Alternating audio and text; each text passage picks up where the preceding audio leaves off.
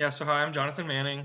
That is where my experiences come from. I mean, I've worked on my own yard. I've went to other people's yards on consultations to kind of figure out their issues with their irrigation system, but the majority of my experience comes from the nursery. It's 30 acres of plants, but they're watered with exactly the same timers and valves and polytubing and PVC pipe and all that that your yard is plumbed with, irrigated with. So I've come across a lot of problems over the 25 years I've been doing that, and I'm going to share as much experience as I can with you guys.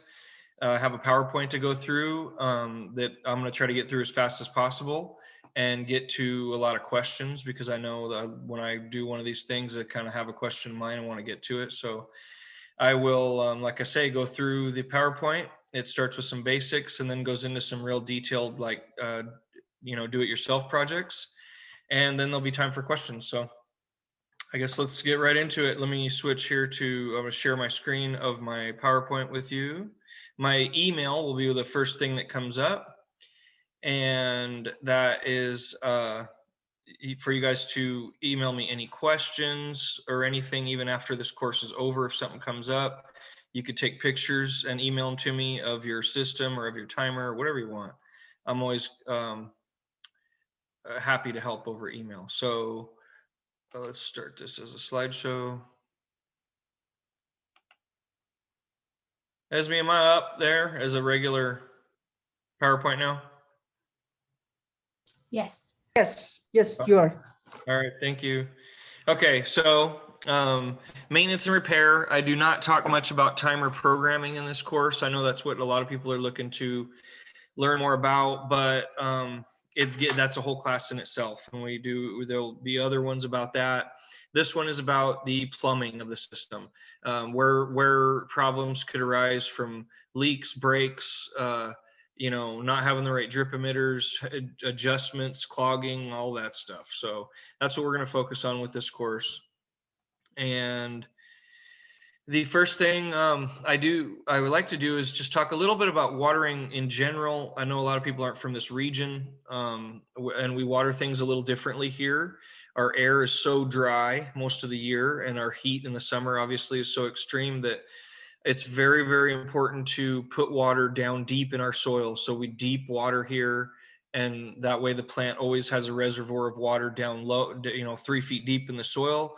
Only the roots can get it. Evaporation can't. It's kind of a few different techniques we use here. And the question that I get in the nursery the most when people are having problems is the symptoms of too much water and not enough water are oftentimes the same, and they don't know which one they're doing wrong. So they might just guess and think, well, maybe I'm watering too much, and they stop watering and the plant dies from drought, or vice versa. So it's very, very easy to distinguish whether it's too much water or not enough water. So I want to go through that real quick so you have that as a eliminating factor, as a diagnostic factor. So too much water is when the soil never dries out for a long period of time. You can't overwater a plant in one day. You could leave the hose on it for 24 hours straight and the plant would just be all the better for it. It's if that soil never dries out for a week, a month, a year, that's when you get too much water. So when the soil surface never dries out, might be too much water. Some plants even like that. But if a plant's going to have a problem with too much water, you're going to see that the soil surface never dries out. So this is if you got a little moss growing or toads hanging out, could be a sign that it's too much water. That means you're not giving the irrigation system enough time to dry out before it waters again. So it just never ever dries out. If that soil was to dry out even for a day or two, the green moss would die and not come back. Another way you could be doing too much water, like the lawn is fine, but I found this water running through the gutter 2-3 blocks away. So that might be a problem of the timer is programmed for a much too long of a runtime, or something we're going to talk about in this course is that the valve may have stayed stuck on and just kept running and running and running, even though the timer told it to shut off. So that might be another issue. That's too much water. It's not hurting the plant, so that's not really a problem in this case, but it's just too much water as far as waste and cost and all kinds of problems. So that's something we'll be able to fix with fixing that valve that may have stayed on. And another issue is the hardware of the system itself. So in this case, it's too much water. The runtime might be perfect. It's not really running into the gutter, so it's not running for too long. Well, the problem is the sprinkler heads that are in this little tiny piece of lawn are shooting the water way beyond where the grass is. So they're watering that gravel. You can see the gravel's kind of darker color where the water hits it. That's a problem because not only are you wasting water, you're growing weeds in the gravel then. So you get all these problems that come from just maybe changing those sprinkler heads out to a sprinkler head that doesn't throw the water so far could be a fix for this problem. So again, too much water, another example of too much water. But that's pretty much it. So those are the symptoms of too much water, and mainly remember the soil tells you. A plant could be yellow, dry, edges of the leaves. All these symptoms could be drought or too much water, one or the other. What tells you if it's too much water or not is the soil itself. If the soil never dries out, you could be causing harm to that plant by overwatering, you would say.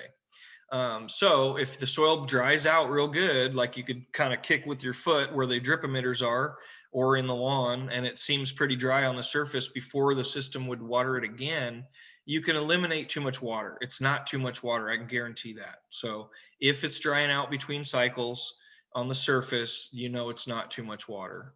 It's just easy to eliminate that one. And honestly, I very rarely find problems with too much water in the desert here. It's just the opposite problem is more common of not getting enough water. And it's also more complicated. The problem of not getting enough water is much, much more complicated. So we'll move into that now. So the soil is drying out between waterings, but these 3 citrus trees in 15-gallon pots, the one on the right is obviously wilted. It's wilted like if you felt the leaves, it'd be soft, squishy, like old lettuce or something. That means it needs water right now. If you watered it today, right now, it would perk back up, no problem. It should look like the one on the left. The one on the left is a healthy specimen that's getting water plenty, and it's keeping all the leaves because there's plenty of water for them all to survive. The one in the middle is what most people don't notice is a sign of drought. The one in the middle is bald in the middle. See that? There's some yellow leaves in the pot that have fallen out of the middle of the plant. And that is how most leafy shrubs and trees react to drought. And it doesn't mean that it's dry right now. It means that it has dried out over and over and over again. Like you're not watering quite soon enough before it gets too dry, before the cycle starts again, or you're not watering deep enough, or you're not watering enough of the surface area. That's what we're going to talk about. There's all reasons why that middle one might be like that, but I want you to notice that is a sign of drought also, is when all those middle leaves fall out and you get like bald in the middle with just green juicy leaves on the tips. It's natural reaction to drought. It's the way the tree compensates for not having enough water to support all of its leaves. Those old leaves in the middle, they're not working as good anymore. They're in the shade of the rest of the tree. They're the first ones to go if there's not enough water to support all of them. They push that water toward the brand new leaves that are much more important. So just notice that if your plants are showing that as a sign of drought, you also could be having drought problems. The one on the right obviously needs water right now. It's a little more obvious sign of drought. So if your plants are suffering from drought and you notice one of those symptoms, there's 3 different ways that the plants could not be getting enough water.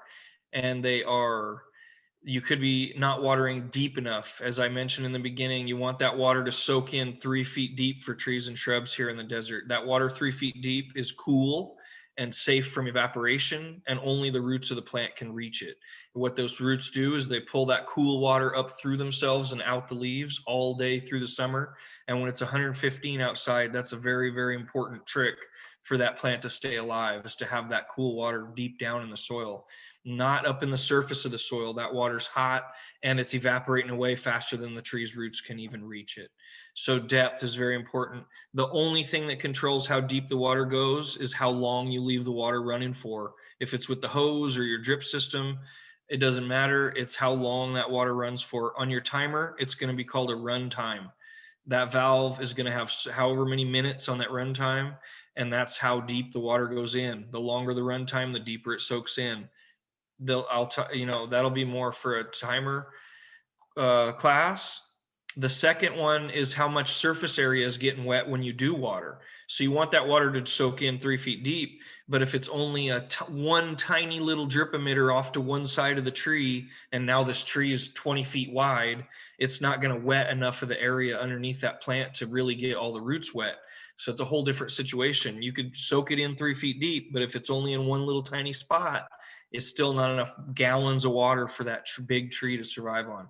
So that's what we are very much going to talk about in this class, because what determines that is how big your drip emitters are, how much water they put out, and also how many of them there is around the tree. And that has to change as the tree gets bigger. You add more drip emitters, and we'll talk about how to do that. So that's very much involved in this course, is that surface area that gets wet when you do water.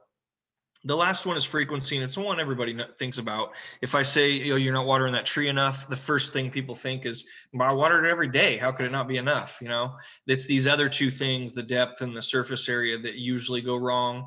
But the frequency is very important, and the frequency is what you have to change throughout the year. If it's hot and dry and windy, you're going to be watering more often, more frequently. If it's humid, like in the monsoon season, or cool, like in the winter, you're watering less often. That's a timer problem too. That's what you would be checking your timer at least 4 times a year to make sure you're on the right frequency for that season. I won't talk about it much more in this course. So really it's that surface area is the drought that you might be getting that you don't even know. And we'll talk about how to fix that. So the drip emitters is very important, as I say, to put out a certain amount of water. There's drip emitters that these are both running in the pictures here. The one on the left, you can't even see water coming out, and I always have to put my finger over it, like covered up with my finger, and after about a minute or two it finally builds up enough pressure to squirt out. It's coming out so slow.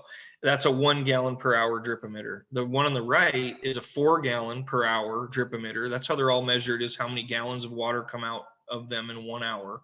The one on the right is a 4 gallon per hour emitter, and you can see the stream coming out, just squirting out of it. So there's a big difference in how much water, even just in a 1 to a 4 gallon per hour emitter. They sell emitters up to 10 gallons, 20 gallons per hour. So there's a very big range. I've even seen very, very small flow ones that are 1/2 of a gallon per hour. And I want to just talk about how much this affects the plant health. This is a little experiment that I did. So back to that slide, these 2 emitters, I put them on one piece of poly tubing above ground and turned it on for 2 hours, right? 2 hours. So the run time, they both ran for the same amount of time. One didn't run for longer than the other. They were on the same hose. And that little yellow thing is a 1-foot ruler. So I dug down, I watered them for 2 hours. I took the hose away and I dug out the wet soil until I got to dry soil, so I could see like a profile of what happened to that water when it soaked into regular valley soil. It was right here in Phoenix, nice flat valley soil.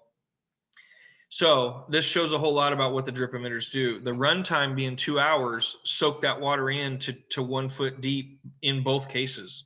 Whether it be a very small drip emitter or a very big drip emitter, the depth was exactly the same after 2 hours, because it's the run time that determines the depth.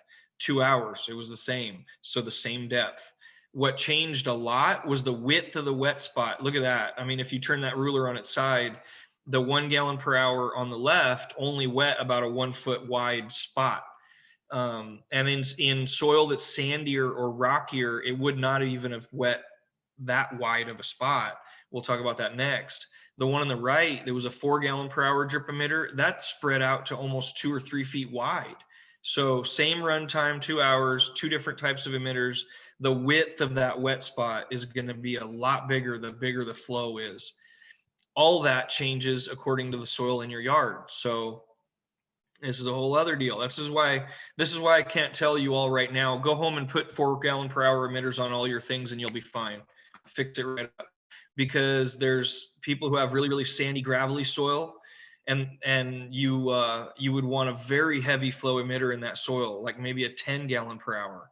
And then there's people with soil that's so dense, clay, maybe been compacted through construction, tractors driving on top of it and stuff to make it really, really compacted. That type of soil, if you put that same 10 gallon per hour drip emitter on it, it would just run all over down the slope into the street, into the gutter and down the street, because it can't soak into that soil as fast. So in that case, you might use that 1 gallon per hour drip emitter, and you would just have to run it a whole lot longer to get the same situation. So soil, the type of soil you have really changes everything. It changes how fast the water soaks into that 3 feet deep. And it also changes how much that water spreads out and wets the surface. So all this changes with the type of soil that you have. All these things are very important to understand when you're diagnosing what's wrong with my plants. Why aren't they getting enough water, even though my timer seems to be set perfectly?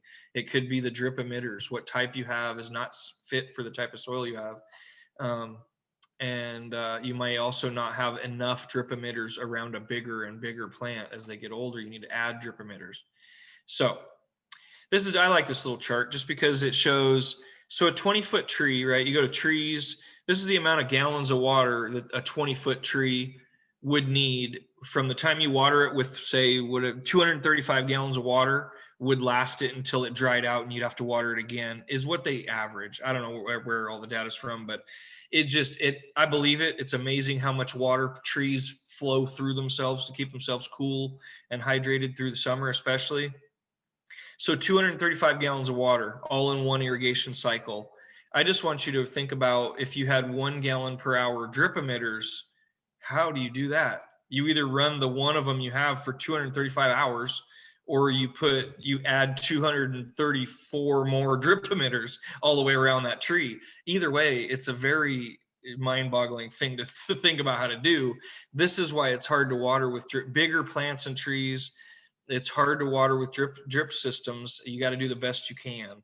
And that's what we're going to talk about doing. So also, don't ever forget that a big old tree in the summer would love the hose to be thrown around it, maybe a soaker hose all the way around what we call the drip line, out there where the roots that absorb water are on the edges of the tree, and leave that thing running for 4 or 5 hours once a month or something like that. Don't be afraid to do that on top of your whatever you're trying to do with your drip system, because bigger trees, they just need a lot of gallons of water to get through the summer all at once, not every day. When you do water, they need a lot of gallons of water, and they suck it all up and store it for a long time. So I'm not saying water more often. I'm saying make sure you're getting enough gallons of water to an older tree that needs it. So irrigation troubleshooting, the handout, Esme has a handout that I wrote up. I just tried to think of what I would do out in my yard to kind of maintain the system and check a few things and the most common problems I've come across. It's all in written form. I hope it helps. You can read through it at home. I hope that it's basically what I'm going to talk about right now. So we'll, try to get what you can out of this course. Ask me as many questions as you can at the end of it, and then maybe read through that handout at home. And remember, you can always email me some questions if something doesn't make sense on that. So this is a basic diagram of an irrigation system, drip system, right? I know I'm not talking a whole lot about sprinkler systems. A little bit will come up here in a bit, but I think the majority of people are working with drip systems, so I'm focusing on that. This would be, your timer has electrical going to it from your house with its own breaker usually. That's high voltage power, 110. All the wires that come out of your timer that go out to the valves in your yard, those are low voltage in case you were to hit one with a shovel, or when you're working out at, you're wet and in the water and all that. So those low voltage wires go out to the valves. You might have one valve, you might have lots of valves out there. Control valve is what it's called on this chart. And then after that control valve, when that valve opens up, it waters everything that follows, which in this case is all those trees and shrubs with drip emitters out there. There's an end cap on the very, very end of that. Furthest at the other end of the black tubing from the valve is an end cap, flush cap. And that is what we'll talk about too, that you use to kind of flush any kind of bits of sand or pipe dust from cutting a pipe or doing a repair. You always want to open that flush cap, run some water through it before you even turn the system on through the drip emitters, so you don't end up clogging all your drip emitters with any kind of stuff you got in the system. So all these parts will come up again. That just kind of puts it for me in a big overview. I'll talk also about a shut off valve when we're doing one of these repairs, and that is close to the house there, between the valve and the house. There's a couple different valves that you could shut the whole system off with. One of them shuts it off all the way to your house also, and the irrigation system. The other one is only the irrigation system, so it'll come up. But in the case of working on an irrigation system, you can leave your house with water. There's got to be a way to just shut off the irrigation system when you're doing a repair. So for timer, like I say, I'm not going to talk about programming much, but I am going to talk about a few things that you could do for as far as maintaining your timer. One of them is change the battery. If you move into a house that's been, maybe the power's been off to the irrigation system for a long time, for sure start with, don't program your whole timer and then find out there was no battery, and the first little flicker of a power outage, you lose the whole program. That's what the battery does, is hold the program if the power goes out even for a little bit. And so put a brand new battery in there. Most of them have a nice, easy 9-volt battery. Some have a little more kind of a watch battery thing. They all should have a battery to hold the program. Find it, replace it. After that, maybe once a year, put a new battery in it just in case. Then you should be able to start your system. And it's another timer thing. Most timers have a way to start one valve, just one section that all starts together, that all comes on together. You should be able to do that. You could also do that from the valve itself in the underground plumbing. And you should also be able to start a whole program. And a whole program would be like all the banks of lawn all at once, or maybe if your timer has one program that waters the front yard drip system and then the backyard drip system, one after the other, you should be able to start that program too, just to see what's going on. You'll need those tools in the diagnosis of some of the problems we talk about. So you should know how to turn on one valve all by itself, just one section that waters all together. And you should also be able to, with the timer, start a whole program, program A, program B, whatever. And those things are going to be very helpful in doing this. If you don't know how to do that, you could get with the manufacturer on their website or a helpline, or email me the question, whatever. And so this slide was to remind me, the reason you're doing that, one thing is one maintenance thing that you should do is go around and say, open up that lawn. And if you saw it running, you think, oh, maybe I should change these sprinkler heads to throw a little shorter distance of water, things like that. Maybe one of those sprinkler heads is spun all the way around and it's watering that straight into that truck instead of into the lawn at all. And in that case, then you would spin the sprinkler head around. This, like, start the system so you see problems. And as far as that goes on your timer, I would recommend a start time that's a time of day that's not middle of the day, but it's also a time when you're out there often. So say 7 a.m., 7 p.m., when you're going to work, or when you're coming home from work, or when you're hanging out in the yard in the weekend. If it were to water during that time, you accidentally notice problems. You notice the geyser coming out of the ground, or you notice the squirt going into your neighbor's yard that you might never see the puddle when you wake up and it ran in the middle of the night. So just try to have start times run early in the morning or late in the afternoon, but also at a time when you're out there to notice problems is a good idea. So this, if it was a drip system, you might turn it on, make sure the wet spots. This is what I'm talking about the surface area under the plant. The rule with this is the whole area under the plant should be wet when it waters. When your drip system comes on, does its thing and goes back off, there should be a wet spot all the way underneath this tree or plant or bush or whatever. And this is a good example of about the best you can do with drip irrigation. That's 4 drip emitters you can see around this Palo Verde tree. And that's wetting the whole area underneath the tree about as good as you could get with drip system. So you just want to, if you turn on your system, let it run, let it do its thing. This is where you would start the whole program, let it run its thing, and then go out and make sure that's happening. Look under all the bushes, make sure the whole area underneath all the bushes is wet, not just one tiny little wet spot on one side, because that's never going to be enough water for a whole bush to keep thriving. You want the whole area under the plant to be wet. And if it's not, you add drip emitters or increase the flow of drip emitters until it does get all the way wet around. And that's something you're going to have to do maybe once a year, once every couple of years as those trees grow. All right, this is the valve I keep talking about. That's those 2 wires on that valve go to your timer. And that's the only thing that your timer can do, is open that thing and shut that thing.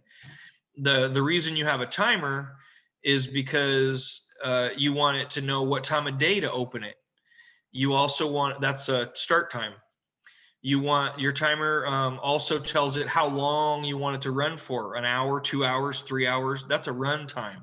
And each one of these valves, you're in your timer, you're going to put a run time for that one valve. Say valve number 1, 2 hours. And that means it's going to start at 7 a.m. or whatever. It's going to run for 2 hours. You got to, that's your start time and your run time. The only other thing is frequency. The timer also controls the frequency. Is it going to run for 2 hours every day, every 5 days, every 30 days, all that? So that's where the timer gets a little more complicated. But in the end, all it can do is open that valve and shut that valve. So this is like you might have one of these in your whole yard for all your drip system. If you have lawn and drip system, you at least have 2. You have to have at least 2.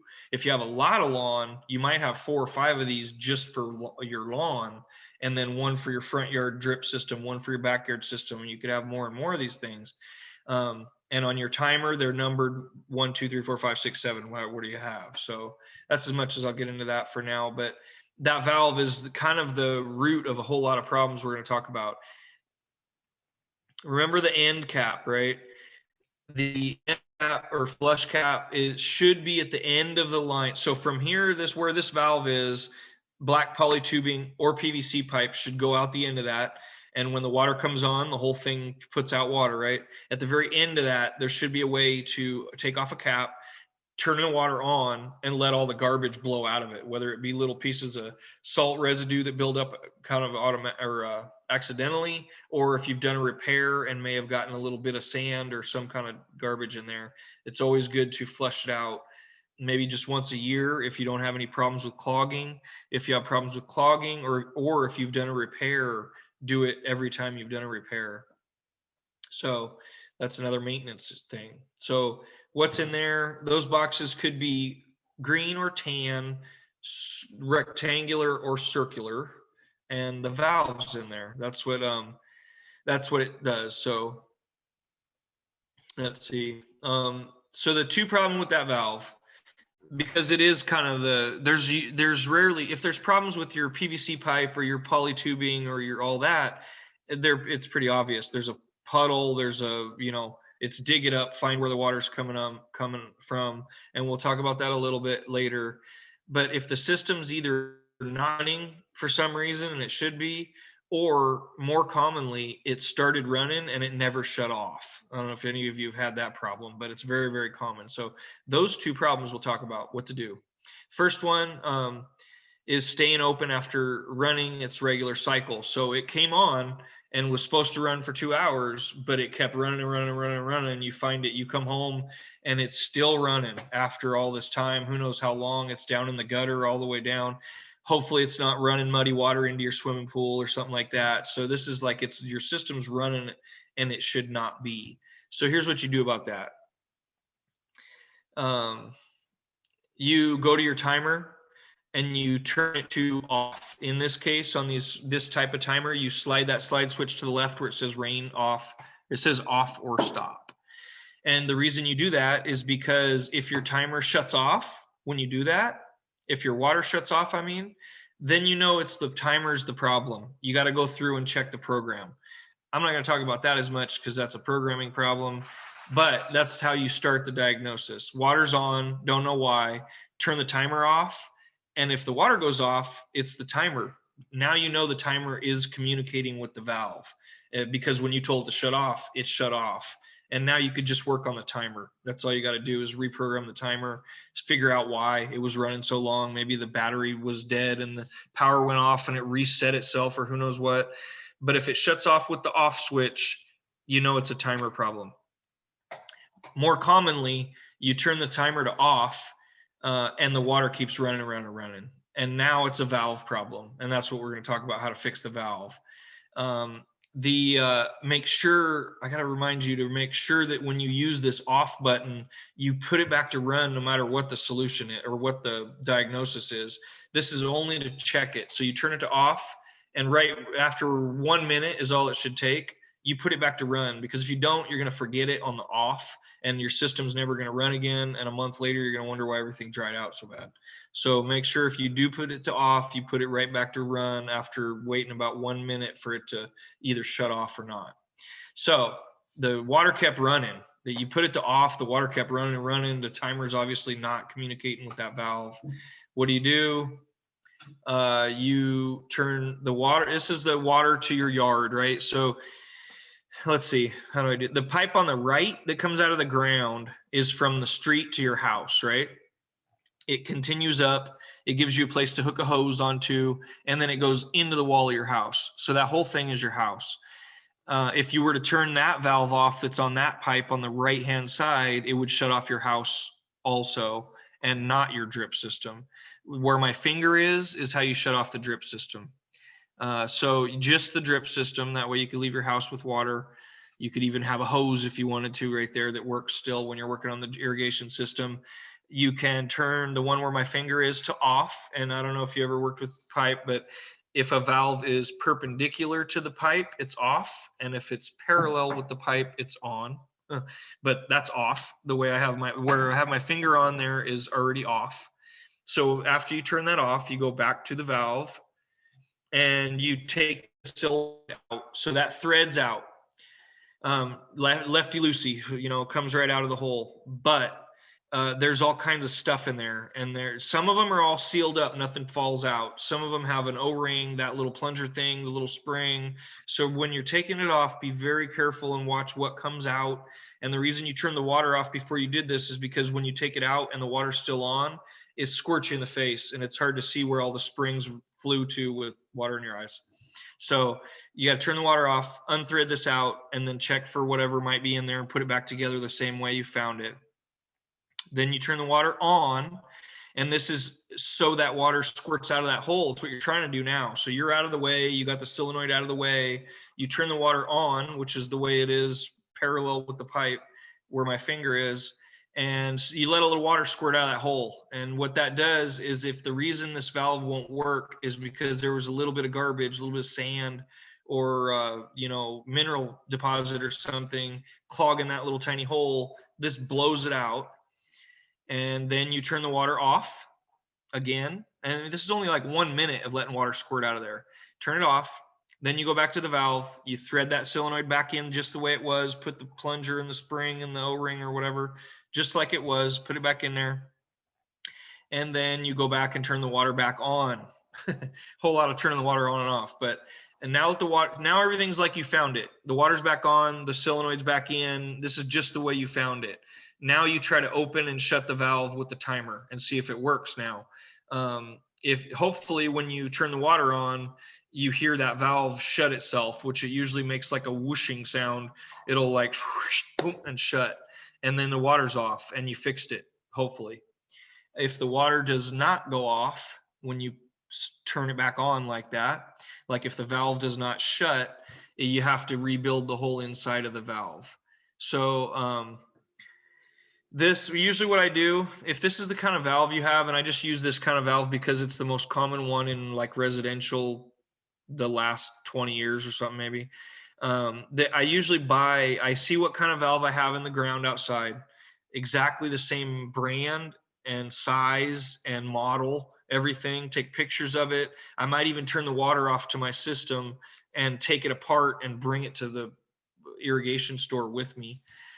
Which I do like to buy parts like this at irrigation stores, not hardware stores. Either way, but the people at irrigation stores tend to know a lot more about this stuff to help you through it. Either way, it's got to be exactly the same valve as you have out there in the ground. And a whole brand new one of these is like $14. The repair kit for it that just includes the inside parts is like $10 sometimes. So just kind of price check it.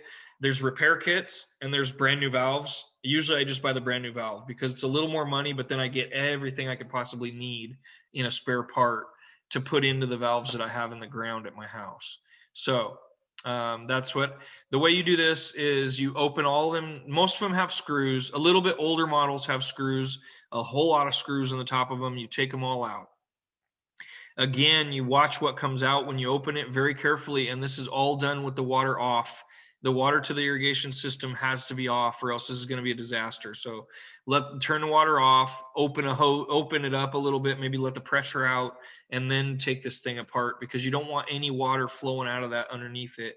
You take it apart like that. The reason I got this slide in there is, you see this one doesn't have any screws around it. Same looking valve, same color, same everything, same size. Newer ones don't have screws anymore. They have like you spin that whole thing like a nut. The whole outer rim of that valve threads off like a nut. In the end, it looks like this. Either way, whether it's a bunch of screws or that big nut thing, it opens up like that. In the most common residential valves, there's a spring inside. That spring, that diaphragm, that rubber diaphragm right there, and pretty much that's a repair kit. See the thing in the bottom of the bottom of this picture is what's plumbed into your system. That'll be all the way on the dirt, that base. And I rarely have problems with that base. I would say 99% of the time that thing's fine, unless somebody drove over it with their truck or something. That bottom part is good. So as I said, I buy a brand new valve, and then I take apart the brand new valve, as long as it's exactly like the one I have in the ground. And I take apart the brand new valve, and I replace everything except that base that's like plumbed into my system, because changing that is a giant job. It's a big hole, cutting with saws and re-gluing PVC pipe back together. It's a huge job. If you can just replace everything inside of it and leave only that base there from your old valve, and everything from that point above is from your brand new valve, usually it fixes any kind of problem I've come across. So that's what I do. You'd basically get the new one, you put it all back together. So that would be the rubber thing that my fingers are touching from the new valve, and then the spring from the new valve, and the whole lid from the new valve, and probably even the solenoid from the new valve, all goes on to that base that's at the bottom of the picture, that's still plumbed into your, sitting on the ground in your yard. So as long as they got to be the same brand for that to work, but most of them are pretty common brands, and you can match it up pretty easily. So there's a few tricks to this. There's a couple little holes you got to line up. Just make sure that you know, it's just the rule of watch how you're taking it all apart and put it all back together exactly the same way. You line up any kind of holes or things that need to be lined up, because each brand's a little different. And then you put the screws back in, or tighten the nut back up that holds it all back together. Then I think I would just buy a whole new piece. yeah, A whole new unit. well, but to, you know, where they're threaded onto the PVC pipe in your yard though, that's the hard part, because you can't unthread this and thread a new one on, because it's connected on both sides. You know what I mean? So it's like almost, it's just a really, really big, usually people charge you a couple $100 to change the whole valve out. Oh, wow. The base and everything, because it is a really big job. If you can just take all the guts out and put the new guts back into the same old base, is like a 15-minute job, and it's for $14 if you do it yourself. So Yeah. Usually Pros and that's what we cons. do. Yeah. Changing the whole valve out is just it's PVC glue, cut and pipe, PVC glue. And then because there's a pipe on both sides of it, there's no play to move anything around. So you almost have to pull up a whole bunch of poly tubing off the other end to get enough slack to be able to thread the new one on and put the new poly back on. So it's that base that's really, really the hard part to change out. And it's rarely the problem of what's broke with the valve. But I mean, this might be a bigger job. If nothing else, this will show you if you're paying somebody to do this job, at least you know what they're up against and what they're doing and what it should, what it should cost, things like that. So that would be, so you put all that back together, that same base in the ground with all the other parts of the brand new valve back together, screwed all back together, and you turn the water back on. I've never had to do more than that for a valve to work the right way again. So that's a valve repair. If the water was running and would not stop, that's the most I would have to do to fix a valve that won't turn off. when it's supposed to by the timer. The next one is the valve won't turn on. So how do you find it? What you're going to find in this case is not a bunch of water. You're going to find drought stressed plants, right? So your plants are drying out. You don't know why. There should be, your timer seems like it's watering often enough. The frequency seems fine. The run time seems long enough. Like it seems like it's running long enough to soak that water into 3 feet deep. All that seems fine, but plants are still showing that they're drying out there. And what I usually do in this case, again, is go to the timer. Your first step is the timer, and you turn the timer on to run the whole program, and then you watch it afterwards. So sometimes what I find is maybe I got 3 valves on a program, like the front yard and the back, or 2, the front yard and the backyard. The front yard comes on fine, but when the timer switches to the backyard, nothing happens. And then I know, okay, well, even though the timer's set perfectly, there's some problem where it's not communicating with that valve again. So if you have a valve that's not coming on when the timer tells it to come on, that's the problem that we're going to deal with now. So the first most common problem with this is the solenoid see the solenoid there, the black little can with the wires coming out the top is all cracked and old. That could be the problem. Or it might be as simple as the wires that I'm holding in my hand. What I do is I hold the wire nut and pull on the wires a little bit, and almost every time they fall off in my hand because they've rotted off inside the wire nuts, mainly because people want to use regular wire nuts like they have in their electrical kit, and you don't use those for irrigation. You use they have their special wire nuts for irrigation that have wax inside, and that protects them from rusting. So if they haven't used those, your wires are bound to rust really quick. And what you'll find is those wires will just fall out of the wire nut. That was definitely the problem. In that case, if that's the case, all you do is you buy the right wire nuts in the irrigation section of a hardware store or at an irrigation store, and you cut the wires, strip them again, twist them together, and put the good wire nut for irrigation back on, and you shouldn't have the problem again. If that doesn't fix it, because that's the easiest fixed, and you really should have good wire nuts on there anyway, then you go to that solenoid, the black can thing there with the wires coming out. And in the last thing, we talked about how to take it off and put it back on. In this case, you just take it off and you put a new one on and then wire it back in. So a little tip, let me see what the next slide is here. Make sure that when you take that solenoid off, before you take the solenoid off, you turn the water off like we did before, off to the irrigation system. Take that solenoid back out. You would put the new one in, and you could buy just the solenoid if you want. But again, you got to match it to the valve that you have. You have to take it out. I'd probably turn off the water, take the old one out, take it with me to the store, buy a new one, bring the new one home, and put it back in. And then when you put it back in, you turn the water back on. Make sure the wires go back the way they were. The colored wire is what matters. Every valve has a white wire. They always do. The solenoid has 2 black wires. So how do you know which one goes to the colored wire and which one goes to the white wire? It doesn't matter.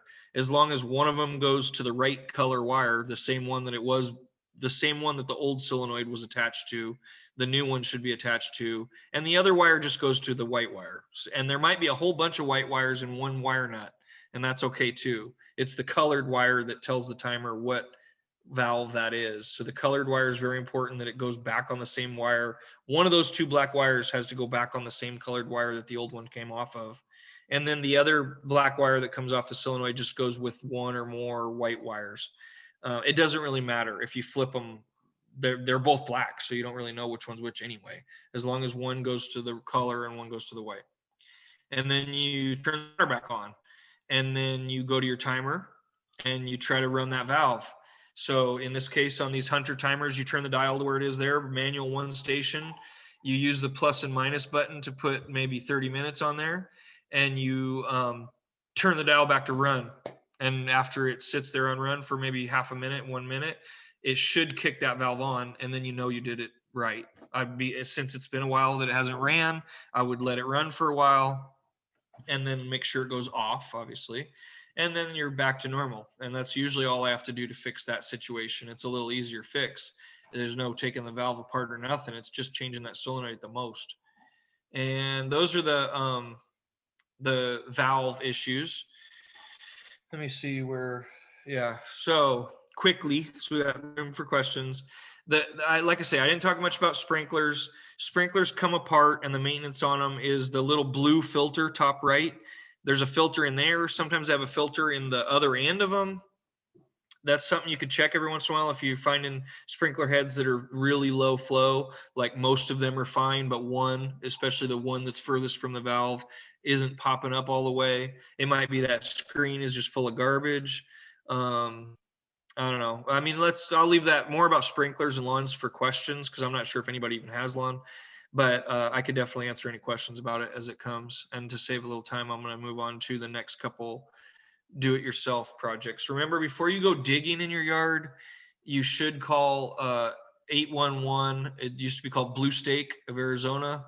And what they do is they schedule to come out within a day or two, and they mark where your power goes into your house, the electricity, if you have gas especially, and your water line, your main water line that comes from the street to your house. They'll mark those for you so that when you're out there digging, whatever you're digging for, that you don't end up breaking one of those pipes.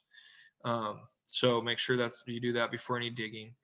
And this is a couple. So first, we're going to talk about how to repair leaks in polytubing. That's the black stuff. The black squishy stuff is polytubing. And it's very soft, and some of it's made very, very cheaply and very thin walled, and it has a tendency to blow out a lot. You can also cut it with a shovel. If you were to try to dig right on top of it, your shovel's going to go right through it. In this case, there's water spraying out of it. So I might have found, when the water's on, I may have found a puddle out in the yard. Every time my water comes on, every time my valve comes on, there's a puddle out there. So, and then it goes away before before the irrigation runs again, and then it gets wet again. So I dig it out, find where it's coming from. And the easiest thing that it could be is one of these goof plugs like that. I put them in with pliers, because you can't do it with I can't do it with my fingers. It's too hard to push them in the hole. But I try to poke it into that hole like that, where the water was coming out. I try to poke one of those goof plugs in. If this hole was from an old drip emitter that I'm not using anymore, or one that got ripped out or whatever, that goof plug will fix it right up. You turn the water back on, no water will leak out of it whatsoever. If water still squirts out around it, it means it wasn't a perfectly round hole from an old drip emitter. It means it got it's a slit, like a longer cut, which could have been, who knows from what, a shovel or a rock poking through it when somebody stepped on it or whatever. But it's not going to be fixed with a goof plug. The easiest way to fix that would be to cut through it right where that slit is. You could kind of see right underneath the blade of my pruners is the hole that I'm trying to fix. A little bit of a long, 1/4 inch long slit in that polytubing. What I can do is cut right through it, all the way through it, right in the middle of that, and install this coupling. It's a compression coupling for polytubing. The problem with these is that that tubing underground that you have in your yard, the thicker stuff that's underground comes in every size in the world, from 1/2 inch, 5/8, 3/4, metric. Some of it's not even standard at all. So you have to know what kind of tubing you have out there in the yard, and you have to buy all these couplings and things you put it together with that are exactly the right size, same brand if you can, at least the same size. Because if it's a little tiny bit too big, it'll blow back apart. And if it's a little tiny bit too small, you're just going to struggle so hard to push it on that you'll have trouble. So no glue. Do not put these on with glue. It just slides them back apart. They're made to just push together and lock tight when you push them in. So you put it on one side. That's my little coupling. I pushed it on one side. You kind of have to bend the poly in the hole. Your knuckles get a little muddy when you're trying to do it. And then that last piece just pokes right in that hole. And so where that coupling is right on top of where that little tiny slit was. That's how I fixed it. Now I replace that little piece with the coupling. The only other repair I got to do on polytubing is if that rip was much, much longer. So you got a foot of polytubing that's damaged by one big rip or by one big blowout or one big chop or who knows what. But if you got a big piece of polytubing, I mean, maybe it's 20 feet of polytubing that's bad that you want to replace and still leave the existing parts out there in the yard, you do the same concept. It's really hard to see on this, but there is a coupling on both sides of the picture, and the whole middle is brand new polytubing. And again, you have to match the polytubing that's already in your yard exactly. So you buy a roll of that, you buy a roll of polytubing, 2 couplings now, not just one, and you attach that brand new segment of polytubing to the old system on one side with a coupling, like we did on this little tiny cut. And then on the other side of that piece you replaced with new polytubing, another coupling hooks it back into your old system on the other side. And that's how you could replace, you know, however much you want to dig up and try to replace, you could patch it into your old system like that. And you know, it might be something you got to keep doing over and over and over. If it is, you might end up replacing the whole system. But it's just the work of replacing all the polytubing out there in your yard with better quality tubing, maybe, or maybe even people want to switch to PVC. It's trenching. The work is moving gravel, because you never want to mix the gravel up with the dirt you dug out of the trench. It's scraping all the gravel out of the way, and then trenching, and then burying all this new stuff back, and then putting the gravel back on it. That's the work of any kind of repair that you're doing. This is the last little do-it-yourself repair that I'm going to talk about before questions. And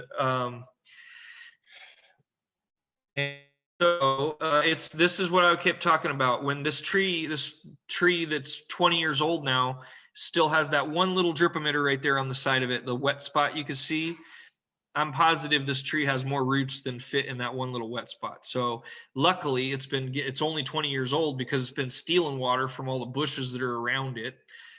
I would like to add some drip emitters and get the whole area under this tree wet when it waters. And remember, when it does get all wet all the way around it, it needs to dry out before it does it again. That's the rule on frequency. But we're going to talk about adding drip emitters to this tree, getting it then as much water as it needs to really thrive and do good. And so this might be a big bush too. Bushes need, honestly, there's some bushes, like one is orange jubilee or yellow bells or things like that, real leafy shrubs. Man, I see them wilt over and over and over through the summer because they're just not getting enough gallons of water when they water. The timer may be set perfectly, perfect frequency, perfect run time, but they only have that one little tiny drip emitter that they started with when it was a baby 1 gallon, and now it's a 8 by 8 foot bush. It needs a lot more gallons of water, and this is how you would add those gallons of water when you water. And what you would need would be, this is not that thicker tubing that's underground that I said varies with each yard. Everybody's yard has a different size tubing. This is 1/4 inch tubing, 1/4 inch poly tubing. Every yard I've ever seen has the tubing that goes up out of the ground to where the drip emitters are is always 1/4 inch. I've never seen personally a yard that didn't have 1/4 inch tubing for that use. So this is the skinny tubing. They call it spaghetti tubing, say. It's always 1/4 inch. So I would buy a roll, have it around. It doesn't have to match the rest of your system. It will match the drip emitters, and it will match the little couplings that you use to put it in the thicker tubing underground. So this is a roll of that would be handy to always have around. You know, be careful with poly tubing, 1/4 inch. They sell soaker tubing that is the same, looks the same. It just has instead of being shiny, it has a matte finish. But when you hook it up, water leaks out of the whole length of it as a soaker hose. So not that. I mean, there's uses for that, but they're not for what we're doing right here. You want just regular poly tubing, no holes drilled in it, no soaker hose, none of that. I do not like they make it in vinyl and then poly. And the vinyl is very easy to put together, but it's also very easy to blow apart. It's too soft, in my opinion. I prefer the shiny kind. All right. So a pair of pliers, some goof plugs to patch holes and maybe where you don't have a plant anymore and you want to save some water there to add it to where other plants might need it. And then a poker, that little orange thing. They're not always orange. There's plastic pokers that you get at irrigation stores, or even in the irrigation section of hardware stores. The beauty of those, because I've in a pinch, I've tried to use a sharp screwdriver or a pencil or anything else, a nail, But the problem is that it goes through both sides, all the way through into the ground. It's hard to tell where to stop. These things are made to just poke through one layer of the tubing to get all your fittings into that thicker tubing that's underground. So I would get, they're $1 if that. So I would get a couple of those. These are couplings, and they're itty bitty little 1/4 inch diameter tubes. And they look like a goof plug, some of them, but they're different in that they're hollow in the middle. So this carries water from the bigger tubing underground into the little, it's how you connect that 1/4 inch tubing into the thicker tubing underground with one of these barb things. It's hollow through the middle. You should have some of those. It doesn't matter which one, right or left, that you buy. They're kind of all the same. These are different kinds of drip emitters, and you should really think about what you're putting out there, how much water. Remember, if you have soil that drains really, really fast, buy drip emitters that put out water really, really fast so that it spreads out. If you have water that drains really, really, really slowly, if you have soil that drains really, really, really slowly, you should also get a drip emitter that comes out really, really, really slowly, 1 gallon per hour maybe. But you got to diagnose that yourself, but buy the right kinds of emitters to make a big puddle. You're trying to make a big puddle out there for each emitter, because really you want the whole area under the plant to get wet when you water. We're going to use certain ones of these later on, but so that's it. So you got drip emitters, the connectors, the pliers and the goof plugs and the poker, and the poly tubing, the 1/4 inch spaghetti tubing, poly tubing, and that's pretty much it to do this project. So there is the original drip emitter that was over there making that one tiny little wet spot way too close to the trunk. Right there where the trunk goes in the ground, there's not even any roots that absorb water. The roots right there, they carry water from out in the tips, but they don't absorb any. It's as big around as the trunk is right there, and all it has is kind of like bark on it. The water gets absorbed out further away from the trunk where the root tips are. So I pull that one up, and the way to find the big, sometimes you don't know where that thick tubing is that's buried underground. I gently pull on that drip emitter like I'm doing there, pull it out of the ground, and it comes out really, really easily until you get to the thicker tubing that's underground. And that's where I try to expose it a little bit with a hand trowel. And I had to go under that curbing in this case, unfortunately, but with that trowel, one thing I'm going to mention right here, remember, get that gravel far out of the way. Scrape the gravel. First thing you do before you start digging dirt is scrape that gravel really far away. You could put it on a tarp. You can put it on a piece of plastic, an old sheet, whatever, in a bucket. I don't care, but out of the way, because you don't never want to mix dirt with gravel, because it'll look just like a big mud blob when you're done. So get the gravel out of the way. Then dig the dirt out and keep the dirt separate. You could also put the dirt on a tarp or a bucket or whatever, separate. You're gonna, it's more work in the beginning, but you're gonna be thankful at the end when it goes back together. And then, so that's what I found down there.